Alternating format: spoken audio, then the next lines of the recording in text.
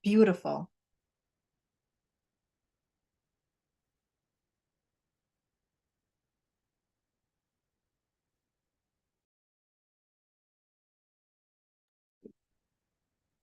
Hello, good afternoon, everyone. My name is Gloria Beth, and I am going to show you how to make the vegan sunflower loaf, the diabetic one. Okay? Do everybody have? Okay, Sister Gloria, I'm ready. You ready? Yeah. Okay. Okay, we are going to start. First, we are going to start with we're going to put all the dry ingredients in the bowl. I have 2.5 cups of oatmeal, 2.5 cups of oatmeal. Right? 1.5 cup of sunflower seeds. It's all grind up.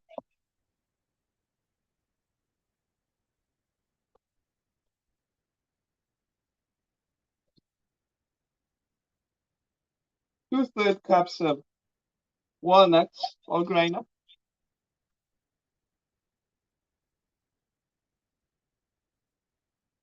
I got celery, 1 stalk of celery. Have it in two. It's a big stalk of celery I have. Okay. Onion, salt. We have a half a teaspoon. We have garlic powder, half a teaspoon. Celery salt, half a teaspoon. And I'm just going to mix this together. See? You can see. Okay, I'm going to mix this together. And we have to add our water.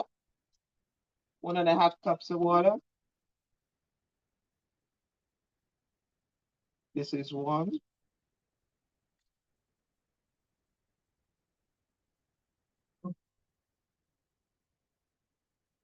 Half cup, 1.5 cups of water. And we're going to mix this.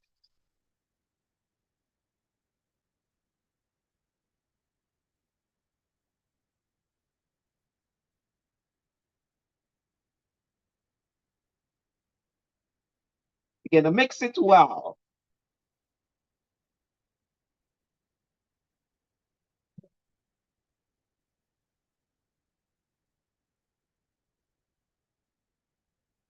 And what I normally do, I normally taste it to see if it has enough salt and enough seasoning. Because sometimes you need to add a little more salt and a little more seasoning to give it a little flavor. Now, Sister Gloria, could I have substituted something else in place of the walnuts if I don't do nuts? Yes, you could do. You could maybe you could substitute something for it. Probably like pumpkin seeds. Pumpkin seeds would be very, very good. But some people have nut allergies and or you could just add something in the place of that. Instead of that, yeah, I love that. You add tahini instead of the walnuts.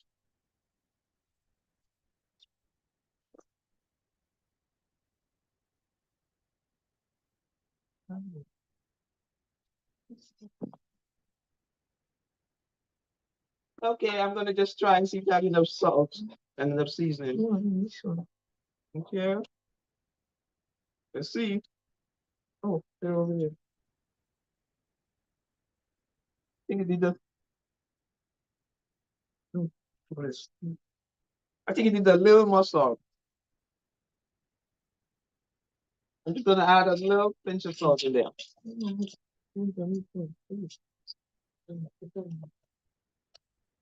Okay. All right. this is what it looks like. When you finish mixing everything, it looks like that. I normally leave it to set a little bit before I bake it. Okay, Good. so it's awesome. Mhm. Okay, so and then we just put that in a loaf pan. Put that in a loaf pan, and we bake it at 350 degrees. I put it for an hour, but I check it before an hour to see if it's good. If not, I put it back for another 15 minutes. Do we bake it covered or uncovered? We cover it with some parchment paper and we put a piece of foil over the parchment paper. Okay. So it don't get too dry. Awesome. Okay. Thank you. Are there any questions quickly for Miss Gloria? Any questions? No, thank you. I'll show you what it looks like after we bake this. Okay, this is the finished product. See my loaf, the finished product, and then I'm going to put it on a dish. See what I'm going to garnish it so you can see the whole menu. Someone has a question. Oh, definitely. It could use as a regular diet. Actually, my daughters and I, we had to cater a wedding when we were at Wildwood for one of the missionaries, and this was what we made for the main meal, and it was a hit. You have that with a really nice gravy. The gravy really complements it. So this is perfect for a regular diet. You've got all your fiber, you've got your protein, you've got enough nutrients. So yes, this is a good loaf for a regular diet. Any other questions? Yes, someone is asking if we can use pecan nuts. Yes, you can use pecan. You can use anything that goes with your diet. Once you are not allergic to it, you could use it. The key is, as vegetarians and vegans, you want a meat substitute, and this is a substitute. Pecans are awesome. I love to use pecans in my loaves and my patties. I just enjoy the flavor. So you can substitute pecans. You can do your walnuts. You can do pumpkin seeds. You can do some cashews. I try not to do too much cashews because cashews has a lot more fat. Peanuts as well, but definitely you can do pecans. Any other questions?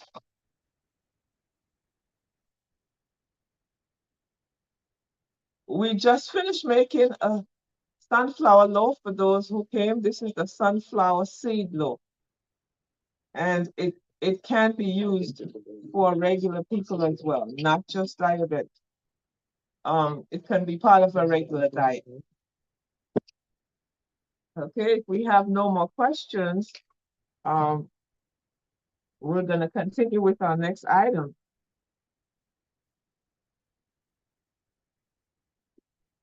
Our next item is the stuffing. How could we go ahead with Thanksgiving and have no stuffing? So we're gonna make our stuffing today. I have already taken care of the bread. I will show you what we have done. Okay. So we're gonna do a savory stuffing with our herbs. Okay, can you see this? This is my gluten-free bread. We made the gluten-free loaf and then we kind of diced them up and we kind of toasted it because it's stuffing, but we don't want it too soggy, especially we don't have gluten in there. But at the same time, it will balance. The textures are balanced. Remember when we talked about patties, we talk about different textures and balancing. So that's why we toasted the gluten-free bread. Okay, The recipe calls for 5 cups of whole wheat breadcrumbs, 2/3 cup of water. Sister Gloria, you can help me here by adding, this is a 2/3 measurement already. 2/3 cup of water, brown rice. 2 cups of cooked brown rice. And just give me a minute, she's getting the brown rice out of the refrigerator. 1 second.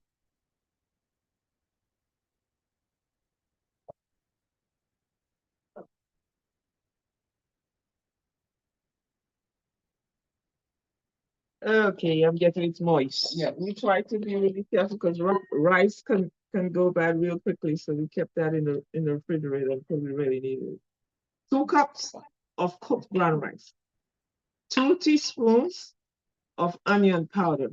And this is really easy. She's just gonna mix everything up. Onion powder, and we have some homemade onion powder that we did ourselves. 1 teaspoon parsley flakes.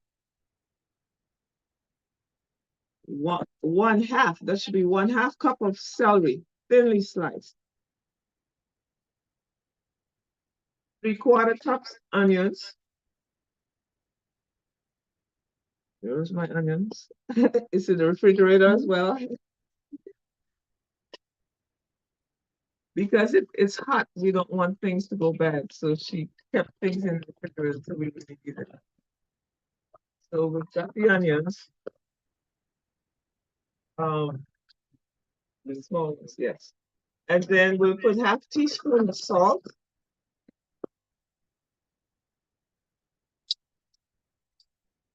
3/4 teaspoon garlic powder.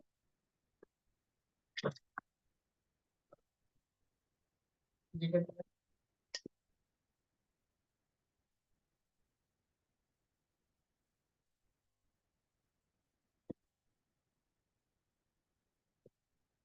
Yeah, got my onions.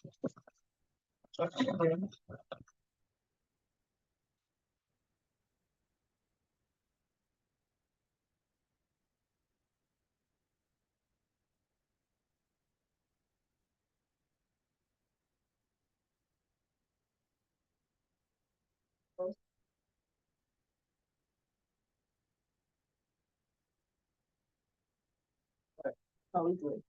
Okay, you got the onions? Yeah. All right. She's bringing the carrots. We've got the sunflower seeds, which is optional. You can or you cannot, but we will add it. So we're gonna just grind it up. Italian, 1 teaspoon, 2 teaspoons paprika, 1 teaspoon sage, and 1/4 cup of olive oil. I'm gonna grind the sunflower seeds.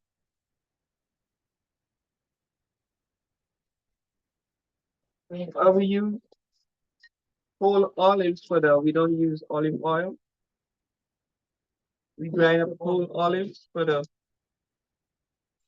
I'm gonna grind this.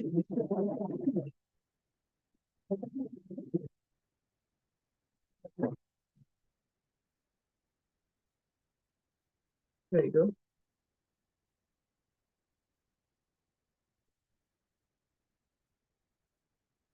The sunflower seeds.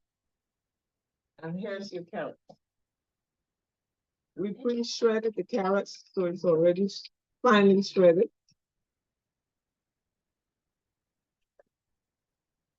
Go ahead and mix right with the carrots. And you notice it's adding a little color. And the different herbs, you can always add extra herbs if you want to add a little rosemary. Normally I like a lot of herbs in my stuffing. I go heavy on the herbs, especially the sage and the Italian.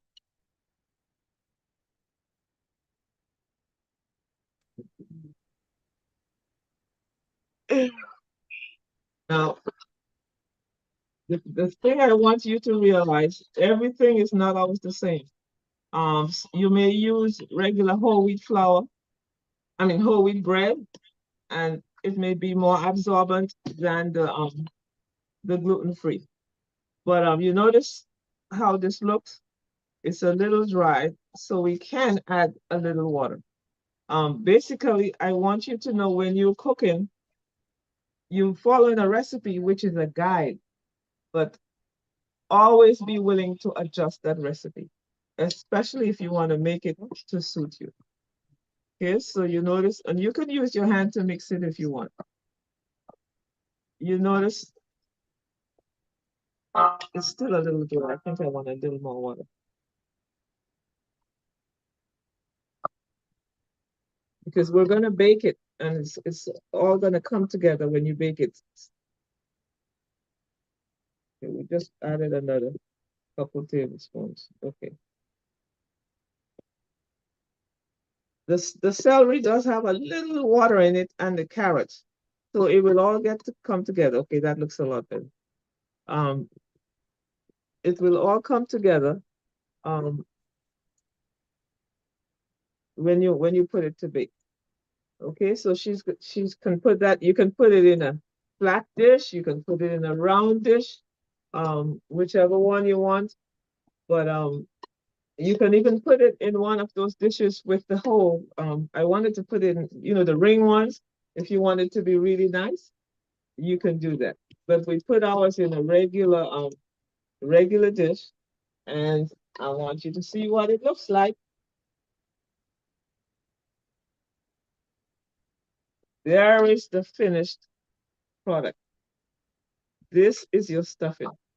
You notice? You can see the bread. You saw it all came together. You could almost like slice it nicely. This is your stuffing. Do we have any questions on the stuffing? Anything that you would like us to explain? Any questions? You can type it in the chat.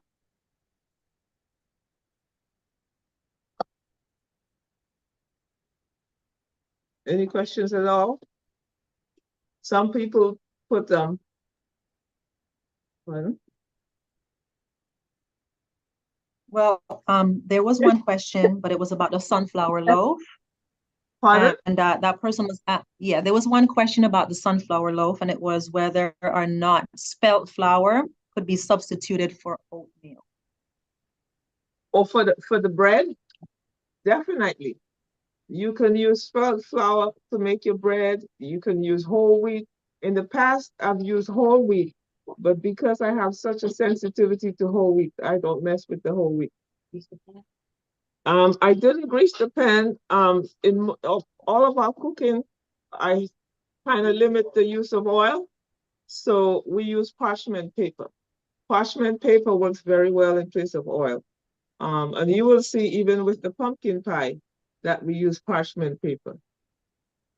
We baked this, I believe it was about 30 to 40 minutes.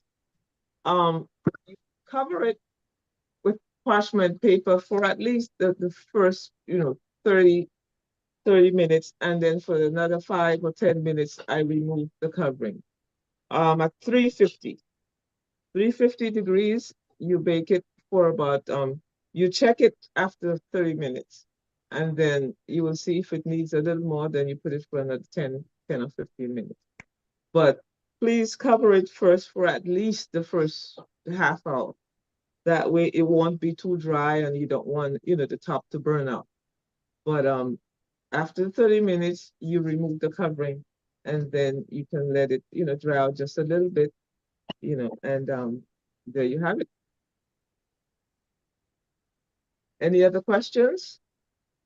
Okay, so we've got our stuffing, our savory dressing.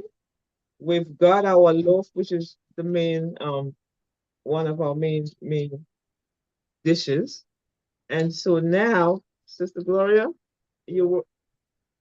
are you ready or you want me to go ahead? Okay, we're gonna go ahead. So the next thing we're gonna do is we'll work on our cranberry. I think I'd like to do that first. Actually, no, we'll leave that one for last. Let's work on our sweet potato. Okay. With Thanksgiving now, you know you have to have your sweet potato. And you can do your sweet potatoes in different forms. Today we're gonna do our Caribbean sweet potatoes. Very simple. It's just the flavor is really nice. So we've got our sweet potatoes, and I like to bake them, but these are steamed. But the one that I did for you to see, I baked them because when you bake the sweet potatoes, you kind of hold in more of the sweetness. I mean, really, really nice and sweet. But if you steam it as well, you could retain some of the sweetness as well. And so for our Caribbean sweet potatoes, we're gonna use 4 cups of sweet potatoes. In this case, we steamed it. 1 teaspoon of vanilla, half a cup of coconut milk, and a half teaspoon of salt. And that's it. So I think we got about 4 cups measurement there, and we're just gonna mash our sweet potatoes. Nothing hot. This is a really good dish when you have young people in the kitchen with you. They can help you with this one. It's very simple, but it's very tasty. So all I'm gonna do is mash my sweet potatoes. You mash the sweet potatoes, and once you have it nicely mashed, you're gonna add your vanilla, your coconut milk, and your salt. There are some, I know I have met at least one person who was allergic to coconut milk. If you're allergic to coconut milk, you can go ahead and use um, a, a regular almond milk, or if you use soy, you can do that as well. Um, but in this case, we want to give it that little Caribbean touch. You know, I'm Caribbean, and at least we've come into the American lifestyle, and we've adapted pretty well. And so I just want to have a little Caribbean flair to my Thanksgiving meal. And there's nothing wrong with that.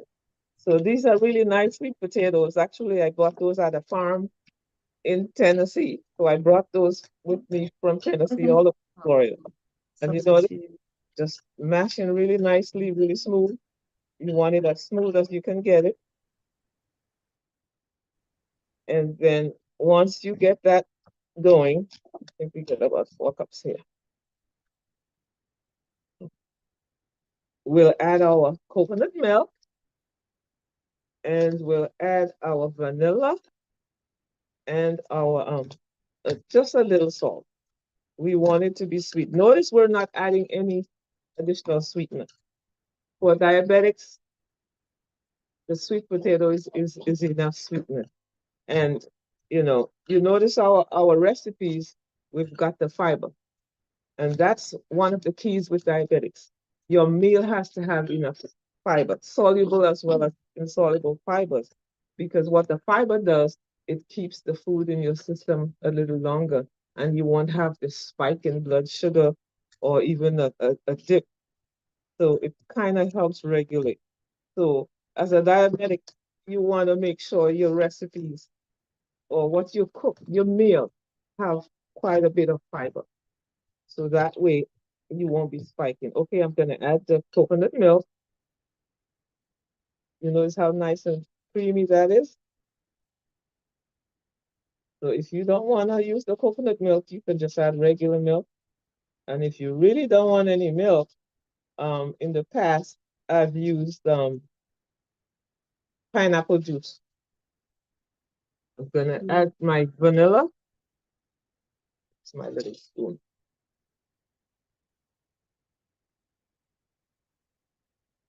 Yeah. Okay, I've got my vanilla, and I'm gonna add my salt. And that's it. So I've got all of that in there, and I'm gonna just continue mixing it. You see that nice creamy sweet potatoes? It will be nice and creamy, and you don't have to bake it thoroughly, because the sweet potatoes are really cooked. So all you want to do, you can just heat it and serve it. Heat and serve. Hold on, let me just get all of my coconut in there. We're not gonna let that waste. You notice how nice and smooth it is? Nice and smooth. So this is just a different way of doing your sweet potatoes. Some people may want to do the diced sweet potatoes. You can do that as well. Slices or whatever, bake it. I've done that as well. Thanksgiving with pineapple juice. And not necessarily, sugar and syrup. You can use apple juice if you want. And to make your sweet potatoes. But the key is with your diet, make sure you have enough fiber and you watch the carbohydrates because the carbohydrates is and the fat is one of the issues with diabetics. Pardon? Can pumpkins be used? Yes, you can use pumpkin as well, but we didn't use pumpkin in this case because we're going to use the pumpkin, you notice, for our pie. And this is the finished product. See how nice and smooth this is? So all you do is heat and serve. And you notice my parchment paper. So no grease. I really enjoy using parchment paper in my cooking because it's less cleanup. I don't have to scour and scrub and use a degreaser for all of that grease. I just take that parchment paper, throw it in the garbage. And basically just run a little hot water, on the dishes and they're nice and clean. So this is your Caribbean sweet potato. Okay, there you have it. Are there any questions that maybe you want me to answer as far as the sweet potato? Did everyone understand the recipe? It's very simple. Even a 5-year-old can do the recipe because you know how the kids love to mash. You can have the little children help you with this. So this is our sweet potato. So far, we have done our sunflower seed loaf. We've done our savory dressing. We've done our sweet potatoes. And of course, we're going to work on our, let's see, what should we work on? Should we work on our meal first and then our dessert? Yes. So now, the next thing we would like to do is our cranberry. You cannot have a Thanksgiving meal without cranberry. And so we're gonna make our cranberry sauce. So for my diabetics, we still use the cranberry sauce. I mean cranberries, fresh cranberries. You can use frozen if you want, but I like to use fresh. And again, I think of fiber. I think of using freshness it's less processed. I have more control when I use fresh things. We do have more control as much as we can. And so we're gonna use four cups of I'm sorry, not 4 cups. I believe 1 cup. Hold on. 1 cup of there we go. 1 cup of cranberry. Fresh or frozen, it's fine. And then we're gonna use the Granny Smith apples. With cranberry sauce, you want it to be nice and thick. And so get my cornstarch. So we're using Granny Smith. And if you notice, I did not peel the apples. I want that skin in there because I'm dealing with diabetics. So that's a little more fiber in the meal. And so I left the peel on the apples. Granny Smith, the green apples, they're more tart. They're lightly sweet, but they're not as sweet as like your Honey Crisp or your Fuji, apples. So we're pretty safe to use the Granny Smith. And then we're gonna use 1 cup of unsweetened, not from concentrate, apple juice. And then we'll have an extra 3 tablespoons of apple juice that we're gonna mix some cornstarch into to thicken our cranberry sauce. And so I'm gonna take all of this and put it in a skillet. Right. Cornstarch? Okay. 3 tablespoons, right? Okay. So Sister Gloria will assist me because she's gonna work on it. We'll use the heat on the side. So we're gonna put our cranberry sauce first. I mean, sorry, our cranberry in there.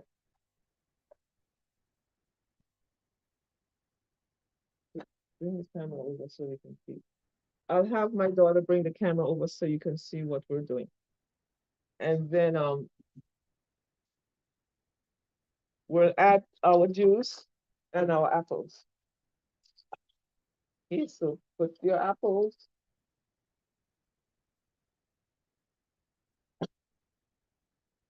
And we'll add 1 cup of apple juice. Not yet. We'll mix that in there. Here, in this one. Okay, so we'll put the apple juice and we're gonna cook this. Can you see that? We're gonna cook this until your cranberries get soft. So you notice what this looks like? Granny Smith apple, 100% apple juice, and our cranberries. So we're gonna let that cook for a bit. It will probably take a few minutes. You won't have to cook it long. You notice it's already bubbling up. See that? It's already starting to bubble up. So you just want it enough when the cranberries are soft.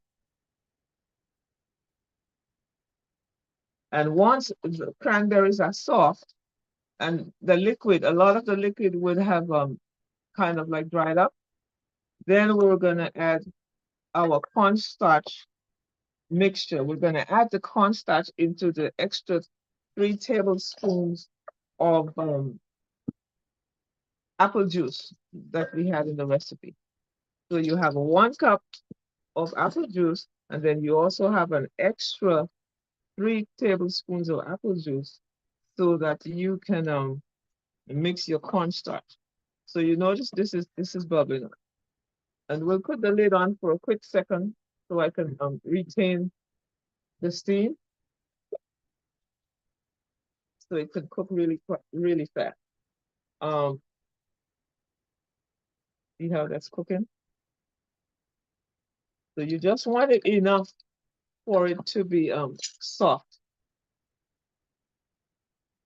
And once you add the cornstarch mixture to it, you don't have to leave it on for very long. See this? See, they're starting to soften already. And you want some of that liquid to dry up because the thing with cranberry sauce, you don't want it runny, but you don't want it too thick. It's not like you're making a thick jam or a pudding. You don't want it as thick as pudding, a heavy pudding, and you don't want it runny.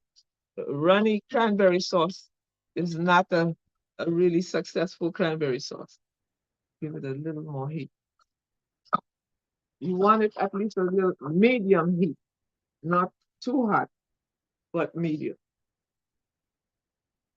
Put it on for like a quick minute. And so you let that cook. And once that's done, you basically can almost turn it off like a minute after you put in the cornstarch because it will thicken really fast and the cornstarch will get really clear. And so once that clears up, you know it's ready. And you'll put it in your dish and you refrigerate it. And it will really form really nicely. Okay. Can you just smush them a little bit, see if they're okay. They're smushing, you notice? Yeah, okay, they're smushing. I really like the fresh more than the frozen, but if you have frozen, that's fine. If where you are, you can't get fresh. Frozen is fine. Okay, you notice they're soft. Yeah, they're popping. Yeah. Well, see, they're popping. Yeah. If you want to use a different type of apples, that's fine, but the Granny Smith is the one I recommend for diabetes. It's not very sweet. And you will have the little tartness, but at the same time you have a little light sweetness. And you know, it's really delicious. If you want to add a little twist, some people add a little vanilla to the cranberries, some add a little cinnamon. Just be creative. You know, you know what your taste buds are. You know, it's different from mine. It's different from, you know, each other. And so whatever you enjoy, as long as it's healthy, you can, you know, do it. The recipes we're giving you, they're just guide, they're guidelines. Um, you know, they work, you know, they've been proven to work, but you can also add a little twist. And remember, I don't know those of you who were there for the patty craft. Remember, I told you, as long as you know what that ingredient is for, or what the ingredient's role is in that recipe, you can always make a quick substitute. So if you know it's for thickener, if you don't want to use cornstarch, you can use arrowroot. You want to use tapioca, you can use that as well. If you want to use rice flour, you know, it's to help with the thickness. You can always substitute as long as you know what role that ingredient has. Okay, you notice like it's starting to thicken. The apples are cooking, and so are the cranberries. Just let it cook like another couple minutes, and then we'll add the cornstarch. Still has a little too much liquid that I want in there. Um, so it's gonna dry up a little bit. So if you want to substitute a different apple, that's fine. Some people want to put raisins in there, but diabetics again, I don't recommend the raisins. The sweetener of choice for diabetics, the one that we really use, I think, and you will see that when we do the impact. Dates is the one. Okay, you can start adding your cornstarch. Okay, you notice how this looks? It's practically thickening on its own. Okay, she's gonna add the cornstarch, and I'm gonna keep stirring because you don't want that cornstarch to make lump. So you notice it starts to thicken. Okay, I'm gonna lower the fire. You notice it's starting to thicken. See that? And you're gonna cook it until it's clear. Keep going.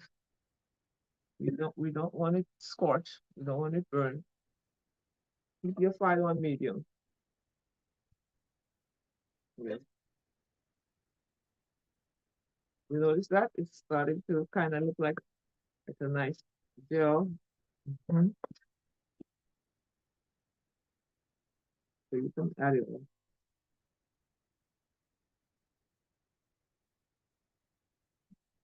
There we go. Keep going.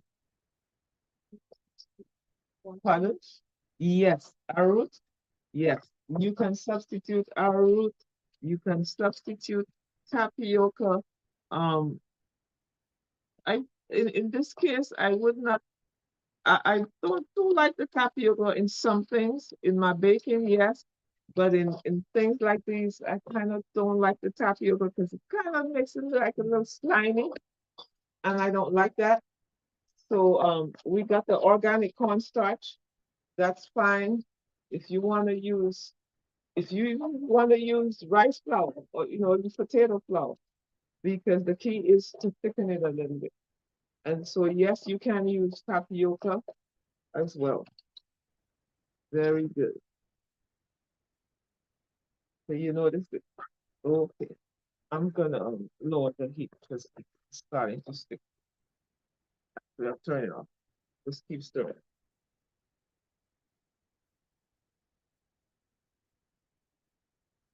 Okay. And you notice how this looks really nice. If you want it a little more liquid, it's up to you, but I don't like mine really liquid. And here is our finished product. This is, you notice, it's not moving. And that, you know, you can almost like slice it like regular cranberry sauce. See? This is what it looks like. So that's your cranberry sauce for your diabetes. Granny Smith apples as well as your fresh cranberries. Do you have any questions on your? Yeah. Are you satisfied? You think you would enjoy that cranberry sauce with your Thanksgiving loaf? Okay, so that was our cranberry. So we've done 4 items so far. And so now we are gonna do, I think I want to do my pie. I'm just so, I love my dessert. Although I don't do much of it. I just eat a little piece and I'm satisfied. But I want to do the pie before I do the green beans. While she's getting that skillet ready, we can work on our pie. I need the blender. And so we're gonna do our pumpkin pie.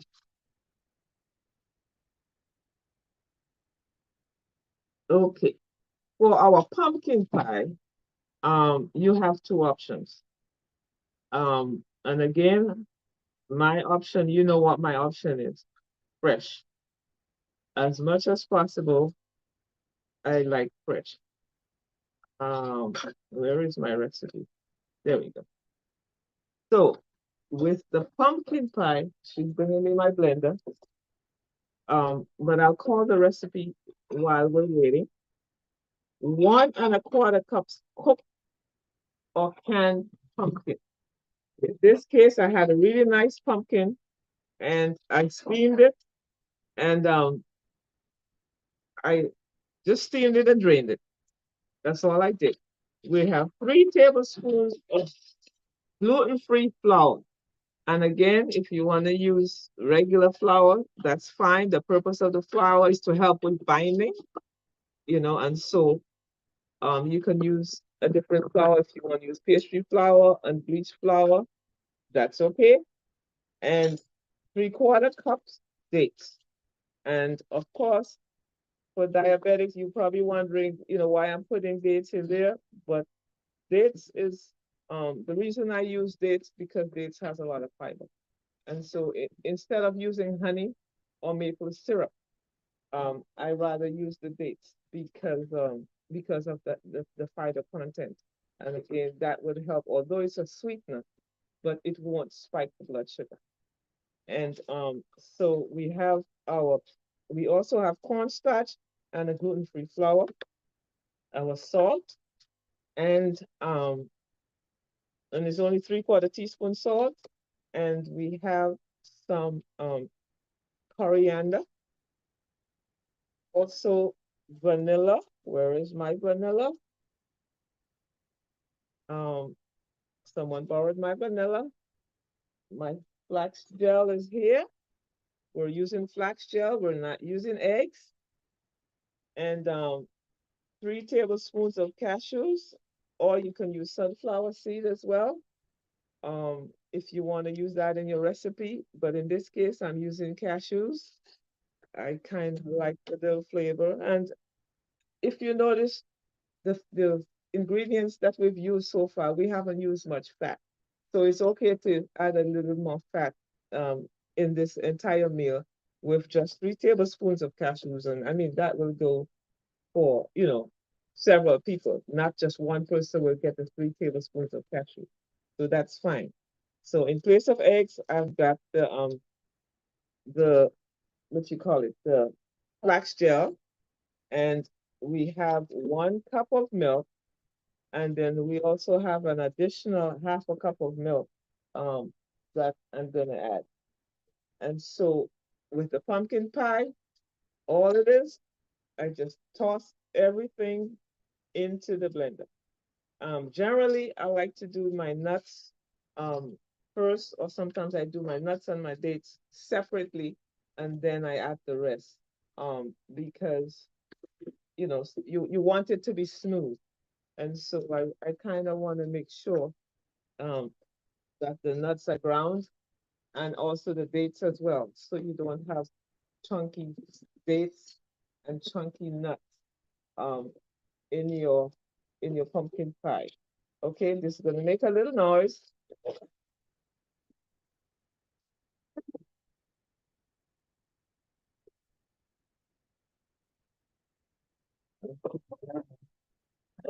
So that was my nuts. I'm gonna add my dates as well, just so it can ground it a little bit. I'll add a little fluid in it a little bit.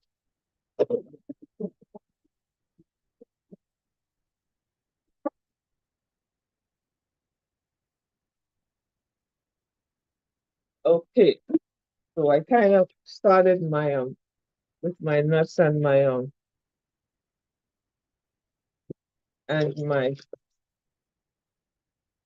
dates. Hold on, what I'm doing, please. And so I'm gonna add my pumpkin and my liquid and my gel. So I'm gonna add the pumpkin. It's already pre-measured. This is my fresh pumpkin, and this pumpkin was really sweet. So I mean, the pie, the flavor is just right. The sweetness is just right. It's not going to be too sweet because we only have about what 3/4 cup of the dates. And some people may want to add an extra, but we're not gonna add it. It will be just right. Okay. So the flax gel. For those of you who were there for if you were there for the cooking class on the patties, I gave a recipe. I don't know if Sister Waranda can pull it up on how to make flax gel. But basically, you get the flaxseed, brown or the white. This is the light one, and you boil it with some water, and it makes a thick gel. It kind of almost looks like, like the egg whites.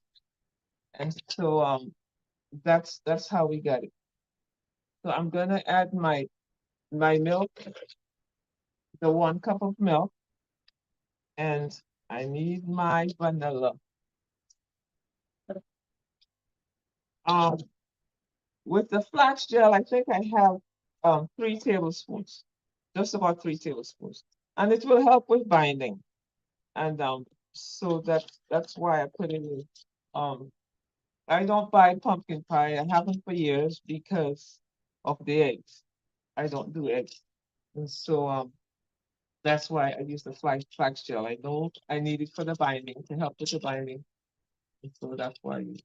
Okay, I'm putting my vanilla. It said 1 teaspoon, so I'm going to put 2 half teaspoons. And I have the powdered vanilla because I didn't. Normally, I like to make my vanilla, but I haven't in a while.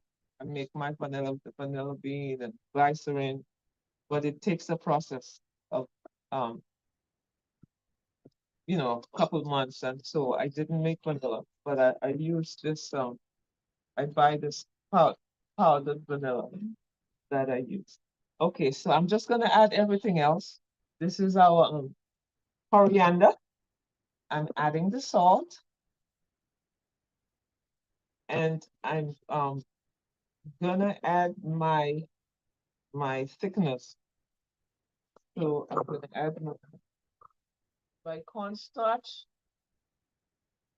and I'll also add my flour. And all you have to do is just blend everything, let it be really nice and creamy, and then you put it in your dish. If you wanna make a pie, I know that's a question that I've asked also. Process. That's what it is. The vanilla is not brown because of the process. Okay, so I'm gonna blend this all up, and you will see how nice and creamy it will get. Uh, okay, here we go. It's gonna be noisy.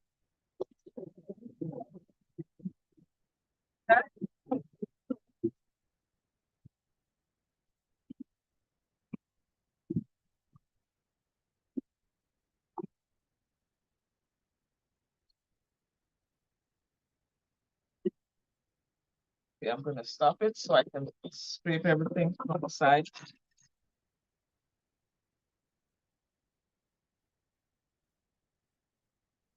You see how that is starting to get creamy? Side. Gonna be nice and creamy. You want it to be creamy, not chunky. And if you want to make a sweet potato pie, you can substitute the pumpkin with the sweet potato. That's not a problem. You can keep everything else the same and just substitute your sweet potato. But in this case, we didn't use sweet potatoes for the pie because we already have sweet potatoes as one of our dishes. And so, and I like pumpkin pies. I love pumpkins. Okay, here we go again.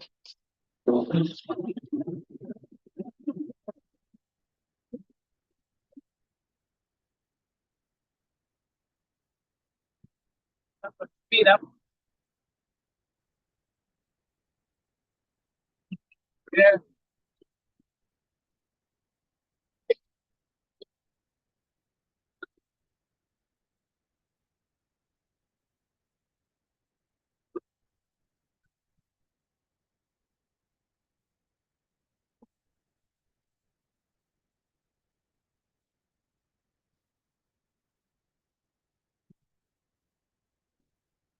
Okay, one more time. You want to keep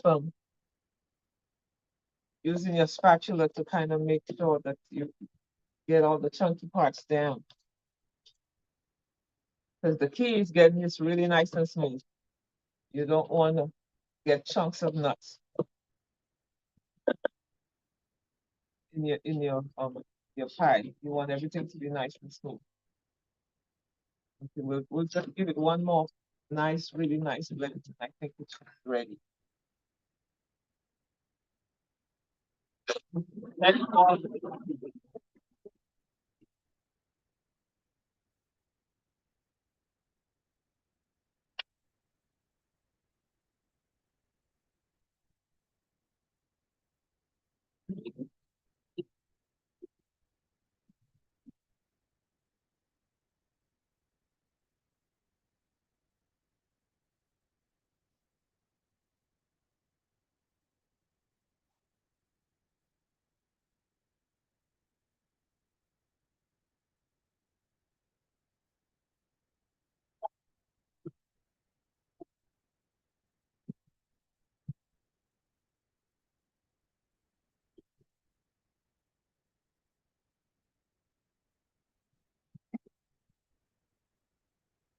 Okay, and now I'm gonna add the final extra milk. Now I got it nice and smooth. So I added the final amount of milk. One wrap.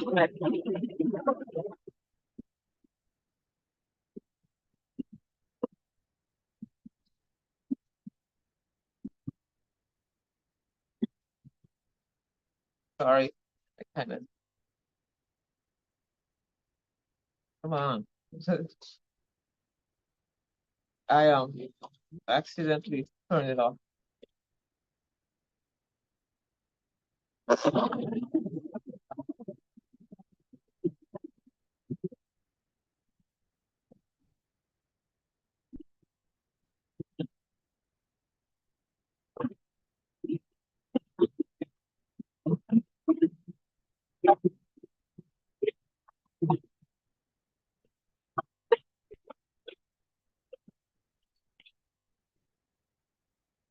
Okay.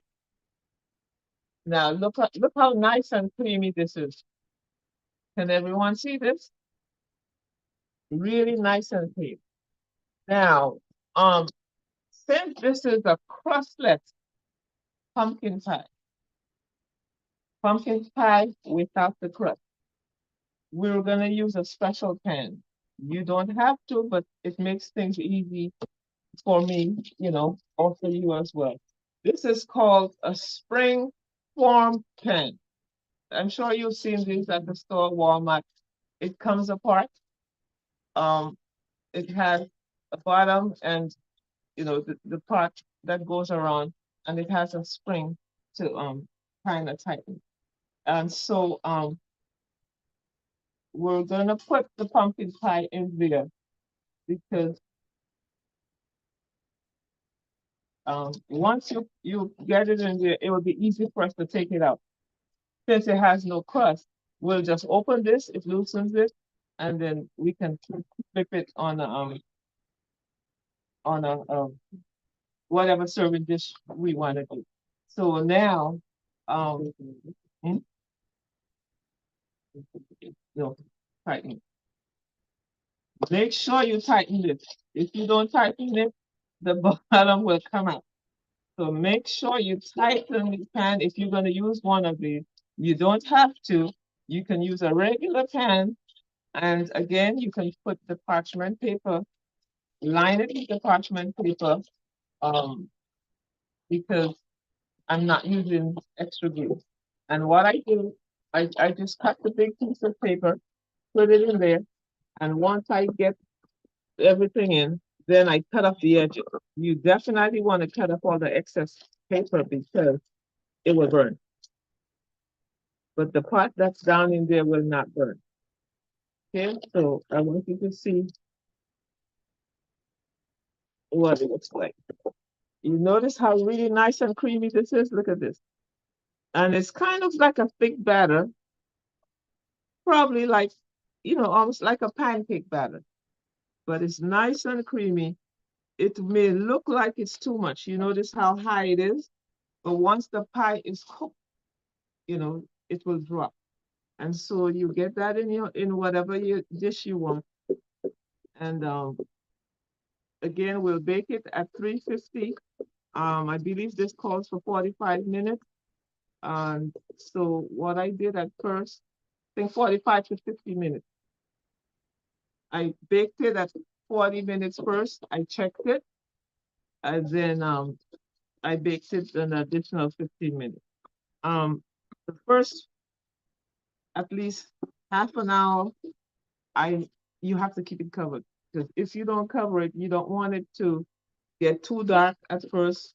I had forgotten to cover mine until when I look, it started getting really dark. Because you've got the pumpkin, you've got the dates, and so it will brown pretty fast. And so you wanna cover it with your parchment paper for at least the first half hour. And then you uncover it for the rest of the time because it will get too dark. And you can just either just kind of take it, you know, get it nice and smooth. It will get nice and smooth. And this pumpkin pie. So you notice how high it is, but once it's baked, it will probably go down at least a half an inch. It won't be as high. And there is our pumpkin pie. Isn't that really nice? And it's crustless, but if you want additional whipped cream, if you want to add something to it, let me bring it in. I want you to see what it looks like. I'll show you what it looks like. So Great job, Sister Louella. Ooh, I'm coming over. You come on. We're actually gonna have a dinner after this. I invited a few of my mom's friends. They're in the 80s. Some of the elderly people. Awesome. Great job. And so I made a cream. We didn't give you the recipe, but I made a cashew cream. You notice how this is slicing nicely? Look at this. This is all vegan. Nadine, I don't tastes know about you, but this good. is not good for me. This is not, Drea. I cannot. Thou shalt not covet. And I am coveting right now. Listen, I was telling Brother Corvin in the chat that I'm coming over, but after seeing this pumpkin pie right here, I gotta say like my niece, it's delicious. It tastes delicious. And we made a cashew cream. See, you put your cashew cream and it just tops it. The cashew cream was made with a little coconut cream and cashews and unsweetened coconut cream, a little cashews, and you can add a few dates if you want. Some people add a little maple syrup, but I didn't want that in there. I think I put a little honey. And I'm telling you, Sister Drea, it tastes good. Yes. You're not missing anything. I mean, diabetics, you're not missing anything. You've got your fiber, and you notice we don't have extra carbs. So that's why we made it crustless. And so, it's for you to enjoy. You notice how nicely it cut? It's not messy. It's not too soft. You notice you got a nice clean cut. And Looks so better than the regular one, Sister Louella. I promise you. it is, and it tastes really light. It's not heavy, filling. Okay, now. Drea, I'm telling you, we need to go someplace. We need to find Sister Louella and Sister Gloria right now. Now, I have a special treat for you. What is Thanksgiving meal without the turkeys? We don't have a turkey, right? But yes, we do. You can make your turkey, and my daughter Shayna is gonna show you how to make your Thanksgiving turkey diabetics to go with this meal. And so I'm gonna step over and let Shayna take over. Okay. This is Shayna is working on a Thanksgiving turkey. Camera lady, can you show them what she's doing? Okay, this is what Shayna is working on. Can you see this? This is her turkey. And so Yes, we can see it. It is so pretty already. I will send you, I didn't get to send it to you, but I'll email it to you so you can post it in the chat for everyone to get and they can work on it at home. But basically, Shayna, are you gonna Excuse me, please, Sister Lorella. I'm sorry, excuse me, please. Ro, do you have the written recipe for the cream that Sister Luella just made?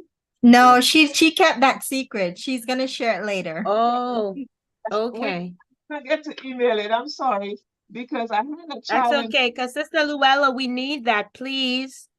Yes, I had a challenge of trying to choose a recipe that was simple and not too complicated, and I didn't get to send it to Sister Rhonda in time. But I'll send you the cream. We have to send you the gravy recipe and the turkey as well. So tell us. Okay, thank you so much. So it's all vegetables.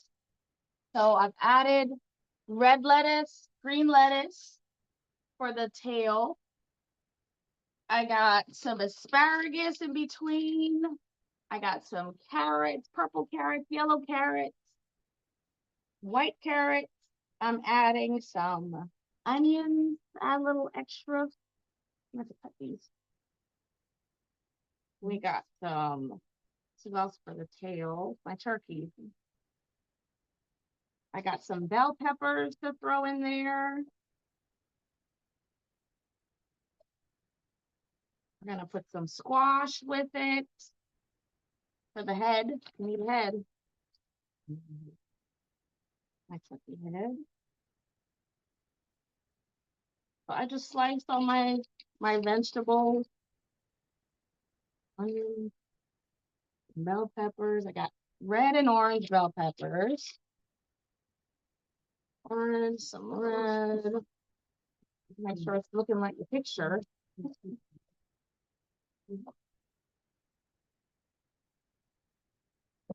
Orange bell peppers.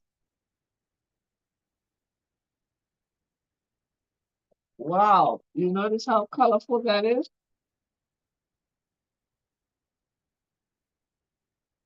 So what are we gonna use for the head? I do need a head. So I got some squash for the head. Okay, how's the tail looking so far on the camera? Hi. Wow. There's my So you got your head. head. Add some cucumbers, huh? For the that part. And some radish. Okay, let's throw some cucumber in.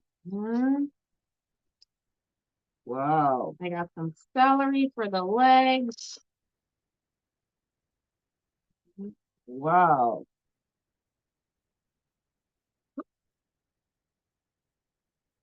Oh, I lost an eye. You lost an eye? There we go.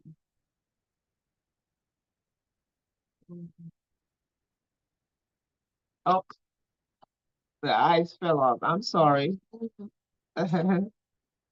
Radish. Oh yes, my nose, my chicken nose.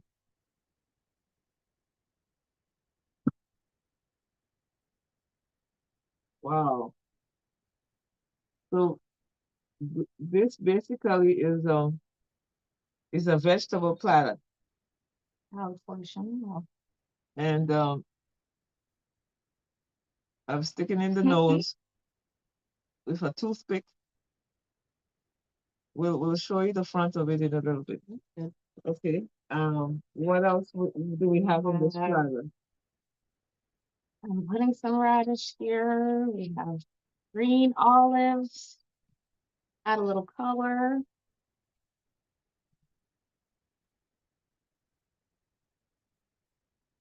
Black olives for my eyes. Wow. Fancy turkey. What am I missing? The legs. The legs. I use celery stalk. Legs.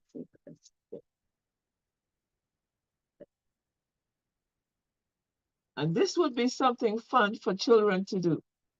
For Thanksgiving. Or any meal, but preferably for Thanksgiving. Because it looks like a turkey. Because it looks like a turkey. All right. I think I'm done. And you notice it didn't take very long. As long as you prep your things before, or you lost an eye. Can you see that? Oh, you lost a leg. New eye. Okay. Does that look like a turkey? How'd it do? Yes, very, very good. And I know the younger ones would love it. Very creative. That's the turkey. Happy Thanksgiving. Thank you so much. Thank you, sweetie. Thank you. Thank you, thank you, thank you. They surprised me. My two daughters came, surprised me, and so I put them to work. They helped me with the setup and everything, and they're helping me with the technical part because my son is not there. And so our last and final recipe, and we're doing pretty good. Praise the Lord. We did so much in the little time. We're gonna do our green beans. Either you have collard greens or you have green beans. And so hold on, I'm gonna remove one item and then I'll get the other one. Give me one moment. I'm gonna get rid of the blender so I can get this to it.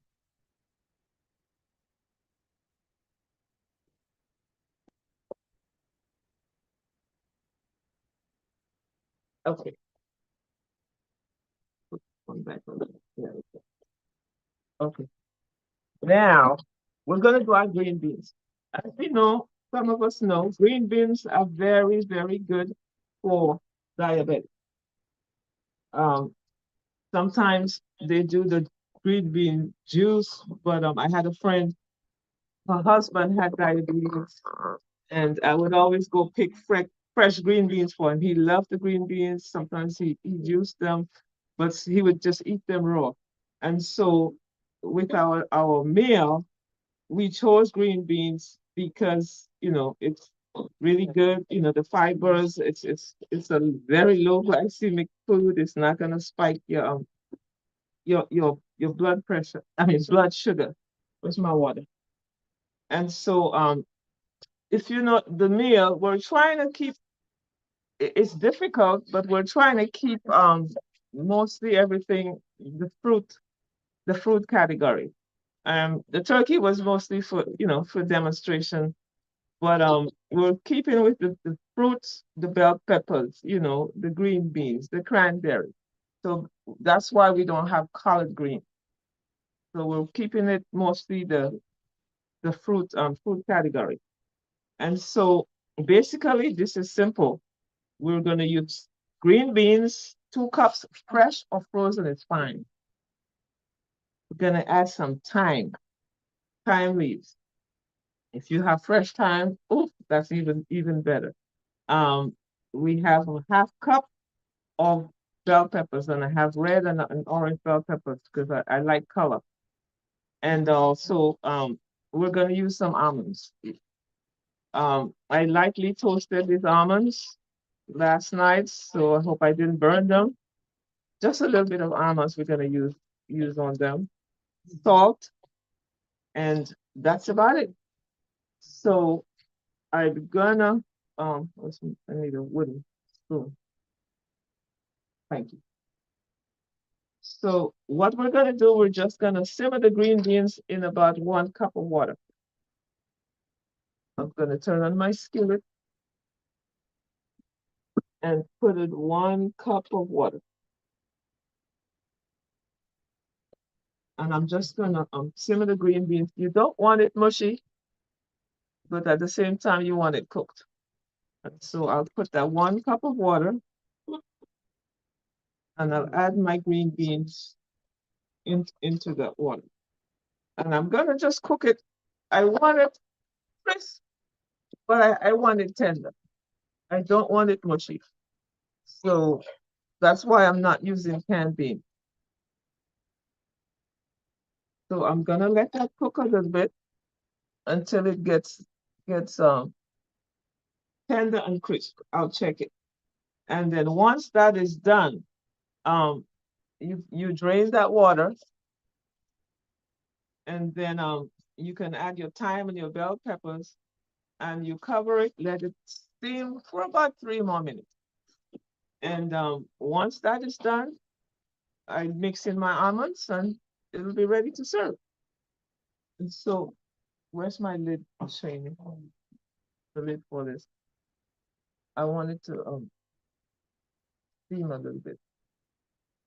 So it I didn't add any onions to this. You notice this recipe has no onion because the onions is more on the what you call it, the vegetable side, and I wanted to stay as close as I can to you know fruits and seeds. And so we're gonna let that keep going. Do I have it on high or low? I'm gonna cover it so it will go really fast. Um, and so while that is being done, Sister Gloria, you have anything you want to share, or you want to switch to? Yes. So now Sister Gloria has a treat for you. Um, she's gonna share something that is really, really important. Can I have a couple of them?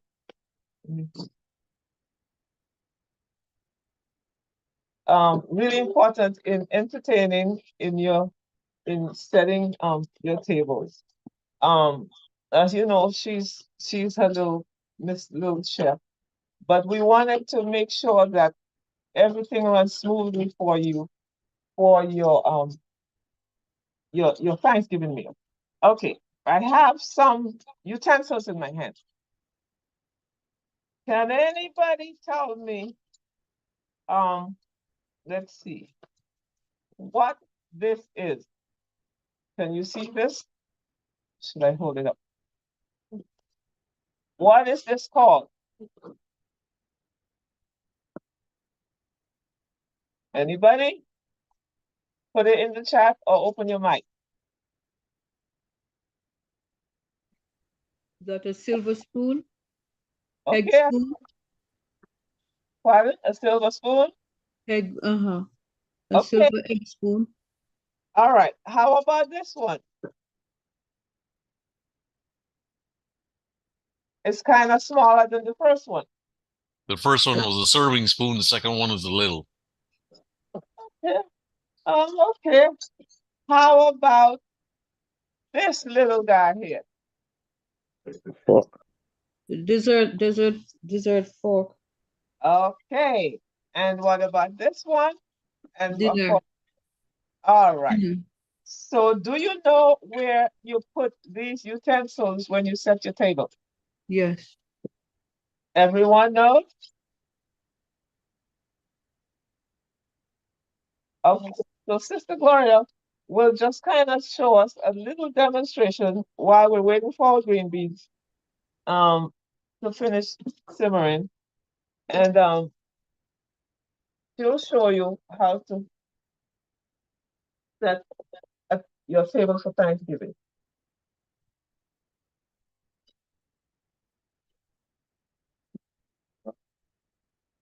Okay, are we ready? With the green beans, yes, you can add a little salt, definitely. I have my salt here. I haven't added it yet. Um, hmm? Oh, okay, I'm sorry. But yes, you can add some salt. All right, Sister Dora, you can go ahead and talk. Okay. You got everything correct? The different silverware?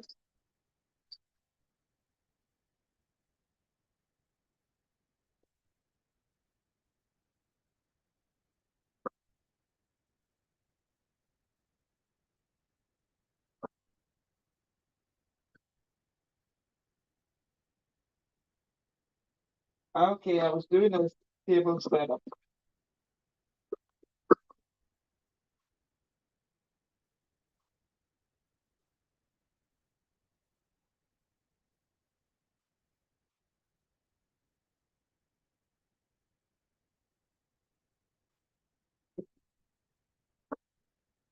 You ready?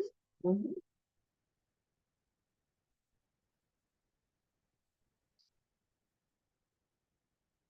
What are we doing? There we go. You wanted to just give you those three, um, to show you how to set a table for four. And so, um, the Gloria is gonna show you. We're not hearing you saying anything. Yeah, I'm just trying to set it up in a minute. I'm just giving to the show them. Okay. Okay. All right. There we go. We have different settings. Okay. But when you're setting a table, it depends again on your meal. Sometimes it depends on the time of year. Different settings, for summer. People who drink alcohol and liquor, they have different items that they put on the table. But we're doing a simple family Thanksgiving setup. Um, Sometimes if you have soup, you do a different setup as well, but we don't have soup, so we don't have the soup bowl. And so I'll take this out of the way. So Andrea, you can come and help me with this pie here, right? And so we're doing a table set for four. And you can as far as the napkins, there's different ways you can do it fancy. If you're doing like sometimes a summer setup, you can put the napkins in your drinking glass. Or in this case, we're doing the simple Thanksgiving. We're putting the napkin on the plate. You also have an option of putting the utensils on the outside of the plate, or you can put them inside of the napkins as well. I mean, you can go really fancy if you want, but we're keeping it simple And so we are just doing a simple setup. There we go. Very simple. Okay, so Sister Gloria, tell us what you have. Yeah, I have like I have the plate set up. I have the dessert plate over the dinner plate. And I put a fancy plate inside too, so it could be colorful. And I use two different napkins right here. An orange one. So I have all the different utensils. I have the soup spoon, the knife, the dessert spoon I use for the coffee, and I have the salad fork and the regular dinner fork. And then you want you to put your glasses, if you're using your wine glasses, your water glass, whatever. But I chose, I'm gonna use mugs. And you put your candle. The table is small, so I couldn't do. I'm just trying to demonstrate. The table is very small, so I could not do it the way I wanted because I have a small table because we use the bigger table for over here. So you just do it very, very simple, you know. Okay. And that's so do I have to have the dessert plate inside of the regular plate? Not all the time, not okay. Sometimes and then you have a salad bowl, or sometimes they use this as a salad. Okay, and then we have another one. Okay, so this the meal plate. Yeah, okay. All right. Do we have any questions on the table setting? And then we take and we would like to see your table setups when you do your Thanksgiving meal. You can send it into Sister Rhonda and she can share it with us. But this is just a simple, basic setup. And then I forgot my flowers. You can put your flowers. You can do natural flowers. You can use candles. The sky's the limit. Just be creative. Let your table setting be you. Let you be seen in your table setting. And so this makes the meal more enjoyable. When you have a really pleasant looking, nice table, you enjoy the meal, you enjoy the fellowship a lot better than if you just throw things haphazardly. And you want color, especially if there are children in the family. You want that color. Okay, Shane, all right. Should the So, glass be on the right? pardon? Should the glass be on the right side? No, this is just the water. We normally have it is on the right side here. It's on the right. Okay. That one. Okay. But normally sometimes you have like 3 glasses on the table. You have a water glass and 2 different glasses. Most people are the alcohol, so we don't do that. So we have like sometimes like 3 different glasses. Basically, you want your spoons on the right side. Right-hand side. And when you put your knife, the cutting part of the knife has to be towards the plate. You don't want it on the outside. And so cutting part of the knife is towards the plate. The knife is always next to the plate, and the other spoons are on the right side. On the left side, you have your fork. And you always have the bigger one first on the inside and the smaller one on the outside. For the spoons as well as for the fork. And so that's just a basic. That's the basic setup. Yeah, that's not the regular setup. That's a basic. But you can get really, really extravagant with your table setting if you would like. So we're going back to our green beans. They're still not quite right. Let me check. And I normally just check. Okay, just maybe another minute. And I need to drain it. I'll just give it 1 more minute. And so once that is done, I'm gonna drain it and I'm gonna put it back in there and add my bell peppers and my thyme, and I'll put a little salt. I'm not gonna put too much salt, but I'll just put a little salt. My heat is off. There we go.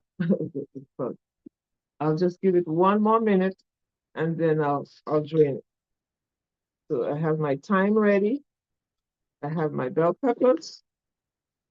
Once Sister Gloria brings that thing for me to drain it. There we go.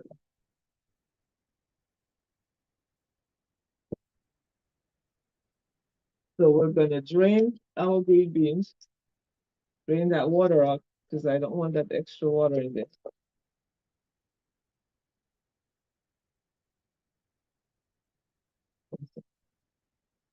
Hmm?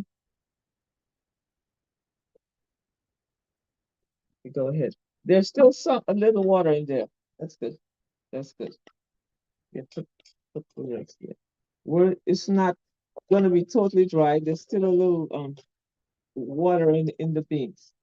And so I'm just gonna add my thyme, half a teaspoon thyme. Oh well, I'm just gonna wing it. I think there's about half a teaspoon in there. And the bell peppers have already been measured. Hmm? I like the smell of the thyme, the fresh herbs, and if you much rather basil, that's fine. Lately I've been experimenting a lot with tarragon, and I'm just gonna let this simmer a little bit. What's going on with my heat? I'm gonna just put a little salt. I don't want too much salt in it, so I'm just gonna put maybe like about a half a teaspoon of salt. Not a lot of salt. There's other things in the meal that have salt.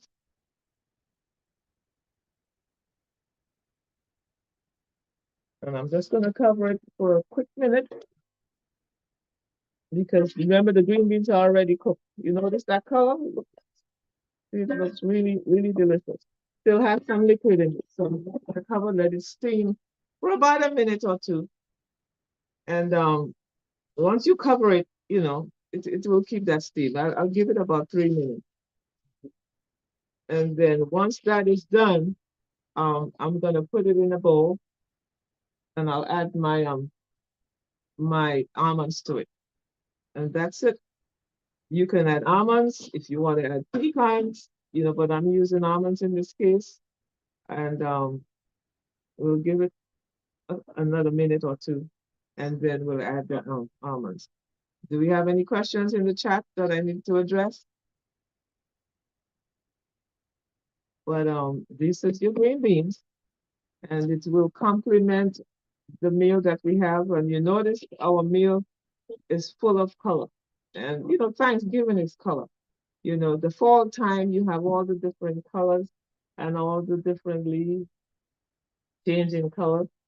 And so what we could set everything up on this table. And so your meal should be really nice and colorful, so that you can enjoy a family meal, with friends or whatever. What is the purpose of the glasses on the table if you don't eat and drink? And again, we were teaching water table setting. You can drink your water before your meal, at least half an hour before your meal. So if you have water, a lot of times the meal is not ready right away. So you can drink your water ahead. And sometimes people come early, Sister Gloria. And when they come early, you can give them something to drink while they're sitting at the table, and they can drink it. And then you wait half an hour after drinking, and you can start. By that time, the meal will be ready to start. Question, Sister Gloria. Yeah. What if you don't have a pot like what is in front of you, but you want to cook the green beans? How long should you leave the green beans for in a regular pot setting? And what is the indication that the green beans are cooked? Because you said you don't want them too soft, but you want them pliable, right? You break them. Look. Yeah, I'm looking. Clean cut. You saw what I did? You break them. I didn't struggle. Well, your hands are going up too high. Bring it down a little lower. Okay. Lower. Yeah. But that is good. Yeah. Mm-hmm. See? Okay. You Right. just hit, if it's no struggle and it's not making a lot of sound, that is it's raw. But once it's you want it crisp and Yeah. cooked, it's easily Okay. it's not soggy and soft. Okay. It's crisp, it's cooked, but it's crisp. So I'm just gonna put it in a bowl and then I'm gonna add my almonds. 1 second, I'm gonna unplug this.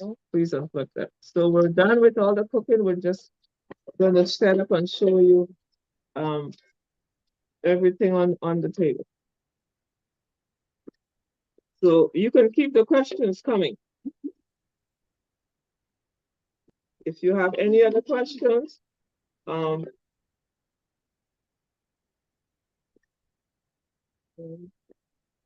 you.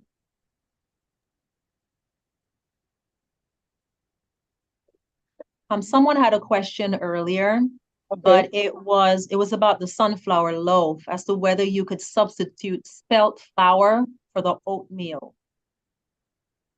Oh, for the oatmeal. For the oatmeal, yes. Okay. The sunflower loaf. Can you substitute spelt flour for the oatmeal? Because spelt flour is gluten free. And with gluten free, you have to be a very okay. You can okay, it will be the texture will be different. Different. The gluten free flour, you have to be careful that it don't get too tough or too soft. But that's with gluten free flour. Okay, put all the you have to be very careful. You don't want it too soft and you don't want it too tough.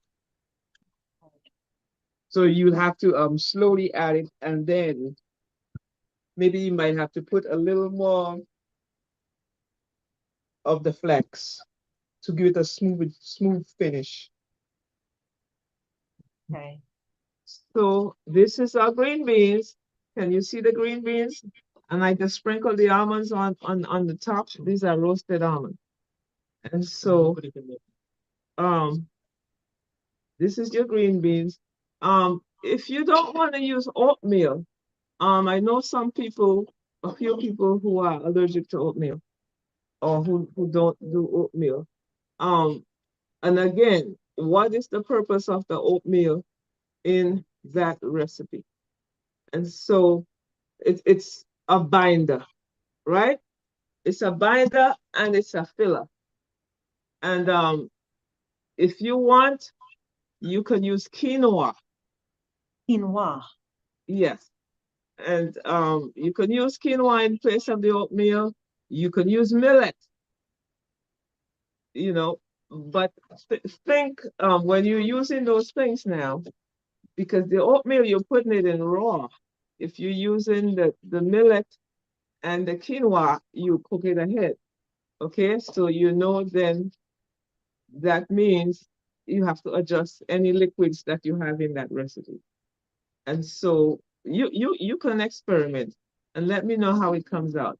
But basically the oatmeal can be substituted. You can substitute the oatmeal, and the quinoa is really good, millet is really good. If you want to use some rice, some people use you can use a little rice, that's fine. We've got our cranberry here. Good. Actually, I want the turkey in the middle. So this is our Thanksgiving meal. We'll put our turkey in the middle. We've got our green beans. We've got our loaf. We've got our cranberry sauce. And we've got our pie. And Sister Gloria made the gravy.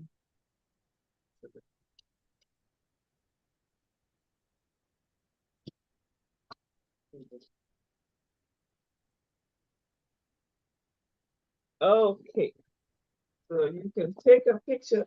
Oh, this goes skip over there.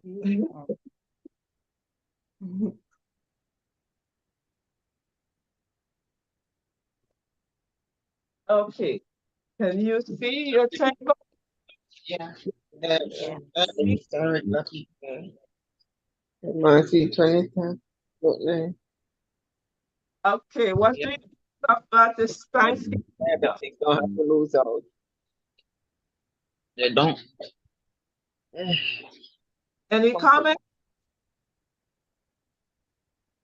Absolutely beautiful. Rice and peas. We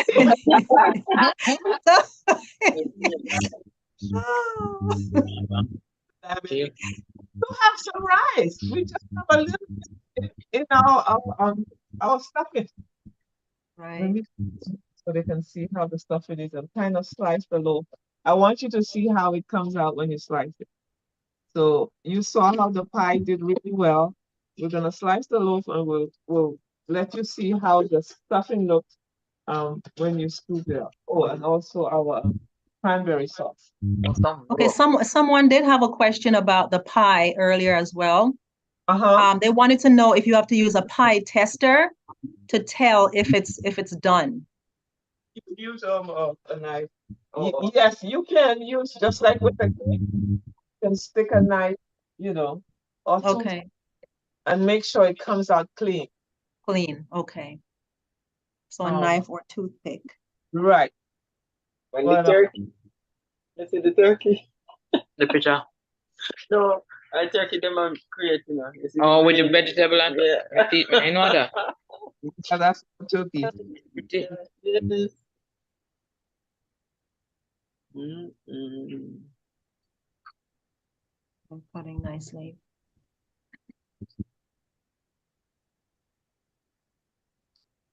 At this point in time, while Sister Louella and Sister Gloria is cutting up the dishes, if there is anyone who would like to ask a question, please feel free to open your mic and do so at this time. Someone had another question, but it was about the flax gel. I think that was given on an earlier program. Yeah, we did. Okay, this is our stuffing, and it's really delicious. Here you see how if you don't want to toast the bread, that's fine. But because I was using that gluten-free bread, I toasted it, But if you want to use the wheat bread or another type of bread, you don't have to toast it. But I chose to toast it. And notice the cranberry sauce. You notice that? See how this looks really nice?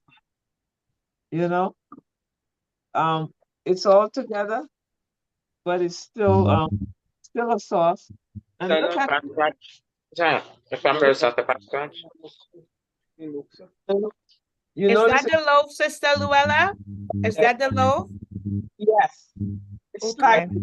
nice. And you put Sister Nadine, I can see your mouth watering. Oh, yes. Oh, yes.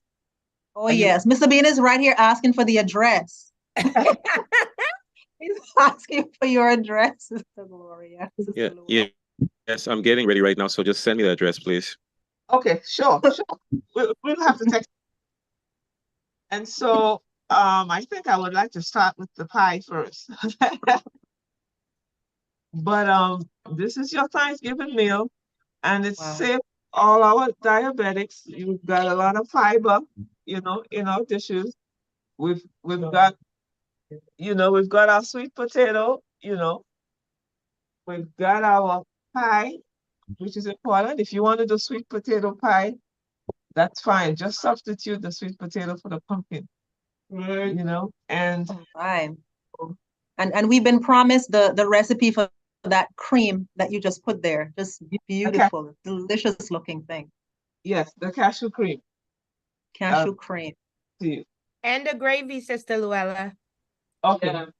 And the gravy. So gravy, cashew cream, and the picture for the turkey. For the Sister turkey, Louella, Yes, somebody's asking if there'll be a Christmas demonstration for the holiday meals. No. No holiday meals? No end of year celebration meal or New Year's meal, nothing? Can we not look forward to any other delicious meals? And listen, guys, this looks like guilt-free food for me, okay? So I'm Yes, not diabetic, yes, but this is guilt-free, healthy, nutritious food that you can enjoy without facing any side effects. Yeah. So, well, I think this would be a good meal for either birthday. It doesn't have to be Thanksgiving. Yeah. Yeah. Just, yeah, some nice treat every now and then for your Mhm. family. Thank you, Sister Gloria, Sister Louella, and the two helpers, the daughters of Sister Gloria. Sister Louella, thank you so much for just spending your time. I know you had to prep some of this from last night, and then you had to do it again today to show us. So we're so grateful, so very grateful. Thank you. This is just a small plate. wow.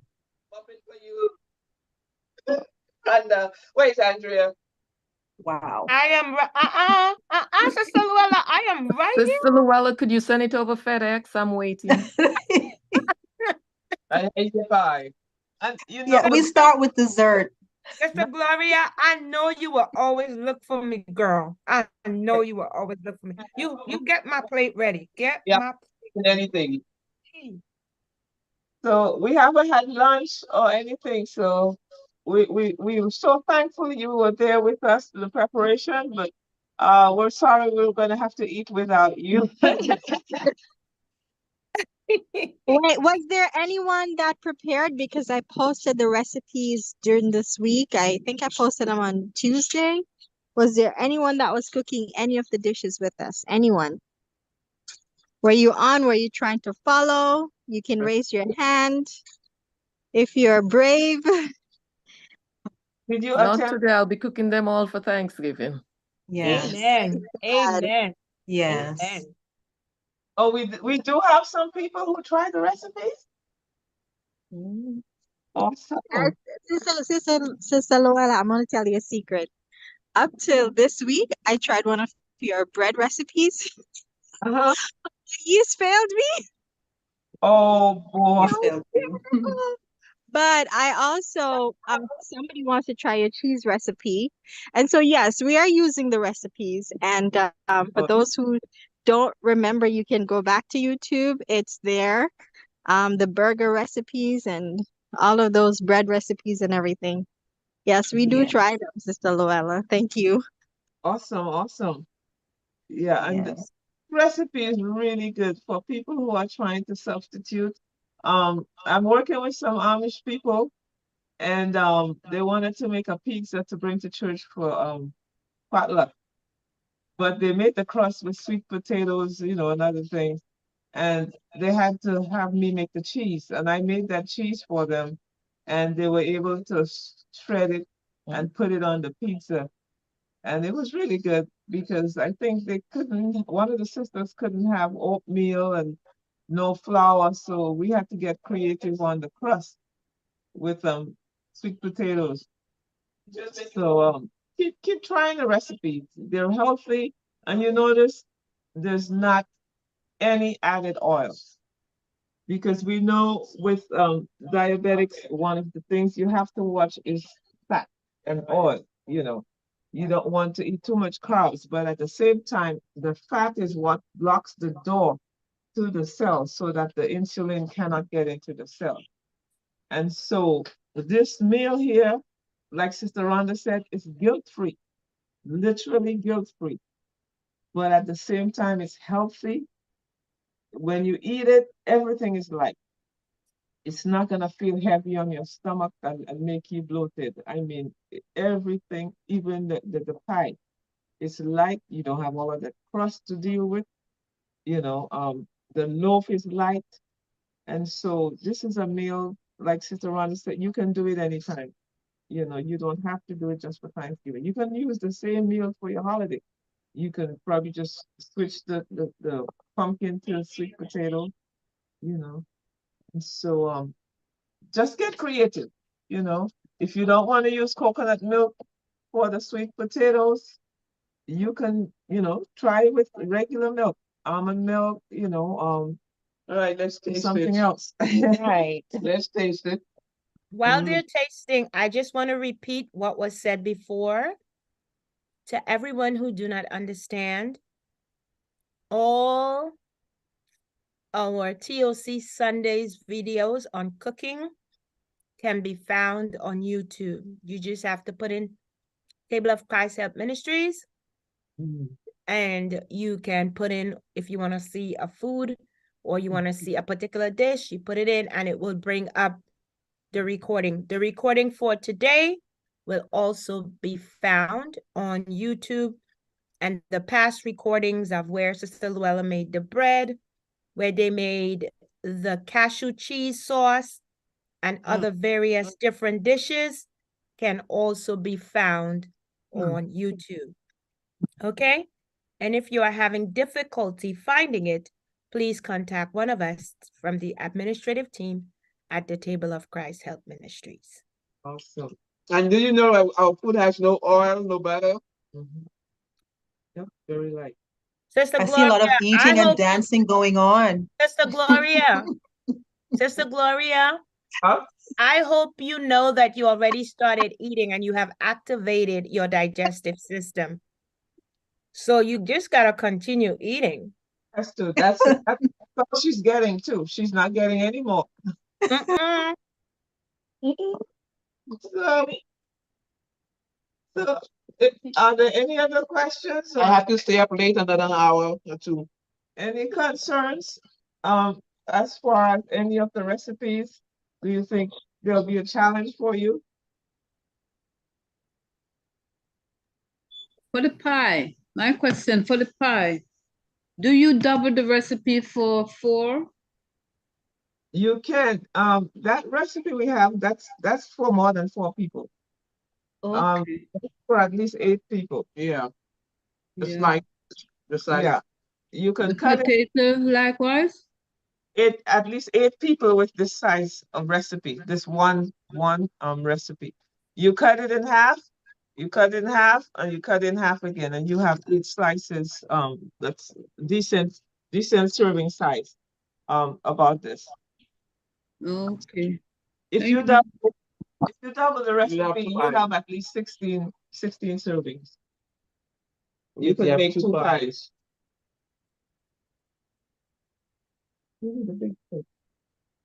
So yeah, but this recipe can be for 8 serving size for 8 people. Okay, if we have no more questions, Sister Nadine, do you have closing remarks? I do. At this time, man, listen, this was absolutely wonderful. I'm certainly going to be trying these recipes. And the wonderful thing that I realized is that, these ingredients that you've listed, they're not scarce. You can get them from your regular store, except for maybe a few things. And so this is something that I plan to share, something I plan to make for myself and my family and invite a few people over. As a matter of fact, our school is planning a Thanksgiving program, and usually we'll get baskets together and take baskets out to the community. But this year we've decided to bring some older people into the school and actually cater to them. And so I think that what we're going to do is actually use these recipes to serve the elderly of our community. This was wonderful. I'm sure that everybody who joined this evening would agree with me 100%, and would just want to thank Sister Gloria and Sister Louella. As usual, it was a pleasure. I have learned a great deal. I mean, you ladies are very versed, and I can tell that it's not just in the kitchen, because you're explaining to me, what fat does to the cell and how it blocks insulin. And this is wonderful. I just love it. And I think this is how God wants us to be. He wants us to be knowledgeable in every area of health so that we can teach intelligently. And so, ladies, we just want to say thank you. We want to say God bless you. We appreciate your talent, your gifting, and your willingness to come onto a program such as this one to make us more knowledgeable. Personally, I'm not the best. Mr. Bean is a better cook than I am. I admit that all the time. He has a gift for putting flavors together. And so I like to take advantage. I like to go by a recipe when I cook. And so I really appreciate this program this evening. And so in addition to Sister Louella and Sister Gloria, we want to say thank you so much to Brother Basil, to Sister Anakisha. Thank you so much you have such a beautiful spirit. Thank you for coming on with your wonderful singing this evening. And I'm not sure if we have someone to do the closing prayer, but as we're making that final decision, someone in the chat was asking that we repost the recipes to the WhatsApp chat. So if we could do that, then, you know, those people who came on late or those people who didn't see it when it was posted at the first time will be able to you know, get to those easier and perhaps share them more readily. Okay. Dr. Ephraim, would it be possible for you to close us off in prayer if you're still on, please? Okay, let us pray. Dear most kind and merciful Father, we thank you so much, dear Lord, the privilege that we have that we could come together as your children to learn from each other, learn recipes where we can all be healthy and to continue to live healthy lives. We thank you for those who did the preparation for the sisters, dear God. Father, we pray that you'll continue to bless them and to keep them and continue to give them knowledge and wisdom and understanding so that they continue to enlighten your children. Father, we pray for all those who came out today, and I pray that the recipes that were shared will be a blessing to all and that it will make a difference to our homes and our bodies as we partake and cook these recipes. Father, continue to be with each and every one. Help us to have a safe and blessed week. Continue to watch over us and keep us. And help us, dear Lord, that as we depart, that we will not depart from your presence, but we will continue to worship and to give you praise and to give you thanks and to continue to sustain and maintain our relationship with you. We thank you for hearing. We thank you for answering. In Jesus' most holy name, we pray with thanksgiving. Amen. Amen and amen. Thank you so much for that prayer. Thank you very much. We have a comment? Thank you. Blessed evening. Yes, a blessed evening to everyone. Just a reminder about our Higher Ground experience tomorrow morning and our practical Christian living. Always a blessing. And as you come on tomorrow, please invite someone out. As a matter of fact, go ahead and share the link with someone tonight so that they can prepare to come on tomorrow morning. I know that for me, at my location here in the Bahamas, if I get on there at about 3:30, then, you know, we begin to have discussions around that time. I don't know if Sister Andrea wants to come on to say more.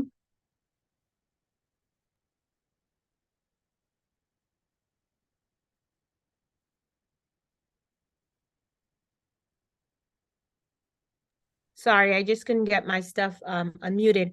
Yes, I just want to let you know that, you know, for those of you who are like the Bahamas,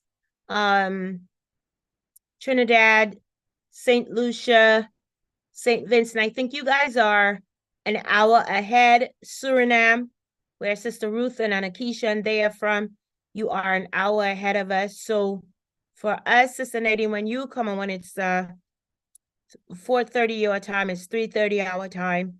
So I just wanted to make that difference because some people, since we fell back an hour in the United States, it's been a little confusing for some. But if you have any questions about the time, please feel free to contact me about it and I will be able to direct you. Okay, guys?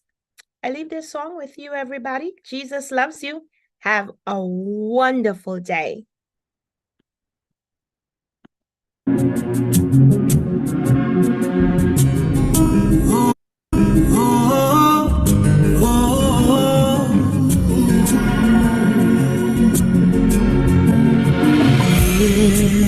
Yeshua, when we call you, you will answer.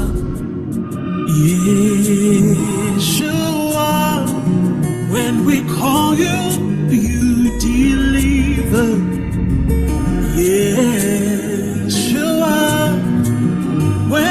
call you, you will answer.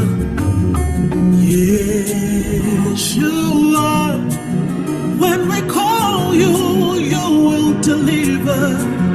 There's no name greater than yours. There's no name bigger than yours. There's no name stronger than yours. There's no name higher than yours.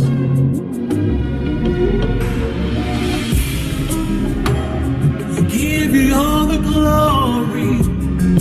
Oh, yes, you are. When we call you, you will answer. Yes, you are. When we call you, you deliver. Yes, you are. When we call you, you will answer. Yes, you are. When we call your name, you deliver. There is no name greater than yours. There is no name bigger than yours. There is no name stronger than yours. There is no name